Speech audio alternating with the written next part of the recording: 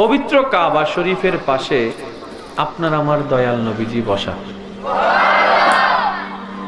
এক ইহুদির সন্তান তার মাকে দেখলো কান্নাকাটি করছে, মাকে গিয়ে জিজ্ঞেস করছে, মা তুমি কান্না করছো কেন?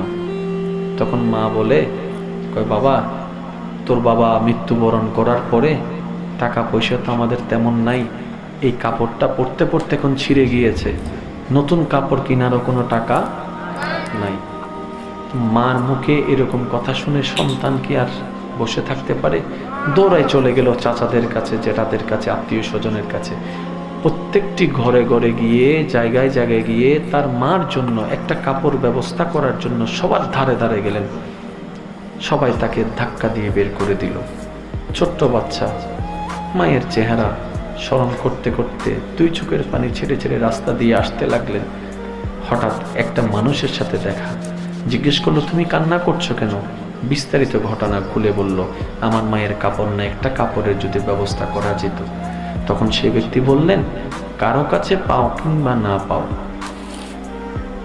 কাবা শরীফের পাশে একজন বসা আছে, নাম হচ্ছে মুহাম্মদ, ওনাকে গিয়ে বলো তোমার দুঃখের কথা, কোনো না কোনো সমাধান উনিই করে দিবে। দৌড়াই গেল মার কাছে, মা এমন একটি সংবাদ পেয়েছি, যাকে সবাই জাদুঘর বলে, যাকে সবাই জাদুঘর বলে, যার সাথে কথা বললে নাকি ধর্ম অটোমেটিক চেঞ্জ করে ফেলে মানুষ, ওনার কাছে গেলে নাকি কাপড় পাওয়া যাবে। মা বলে যে, সন্তান তোমার ওইখানে যাওয়ার দরকার নেই। কয় না, আপনার কাপড়ের ব্যবস্থা করতে হবে, আপনার চোখের পানি আমি সহ্য করতে পারছি না। সন্তান দৌড়াই গেলেন। আপনার আমার নবীজি কাবা শরীফের পাশে বসা। ওই সন্তান দৌড়াই গিয়ে নবীজির দরবারে, নবীজির সামনে উপস্থিত হয়ে সর্বপ্রথম বললেন, আমি কিন্তু ধর্ম পাল্টাতে পারবো না, আমি কিন্তু ধর্ম পাল্টাতে পারবো না, পারলে আমাকে সাহায্য করেন, না হলে কইরেন না। আমার নবী মুস্কি হেসে বললেন, কেন বাবা, কি বলো? আমার মার কোনো কাপড় নেই, একটা কাপড়ের দরকার। আপনার আমার নবী ওই ইহুদি সন্তানের এমন কথা শুনে কি করলেন জানেন?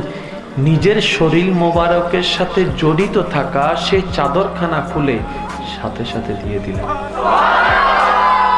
নিজের পরিহিত কাপড়, শরীর মোবারকটা কার? আল্লাহর হাবিব নবীর।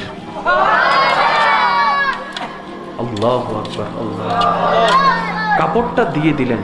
বাচ্চা তো কাপড় পাওয়ারই স্বপ্ন ছিল, কাপড়টা তো পেয়েছে, দৌড়ায় চলে গেছে, মার হাতে দিল। মা হাতে কাপড়টা নিয়ে বলে যে, এটা তো মক্কার কাপড়ের মতো লাগছে না, কাপড়ও অতুলনীয়, ঘ্রাণও অতুলনীয়, কাপড়ও অতুলনীয়, ঘ্রাণও অতুলনীয়, এই ঘ্রাণের তো আমি প্রেমে পড়ে যাচ্ছি, মুগ্ধ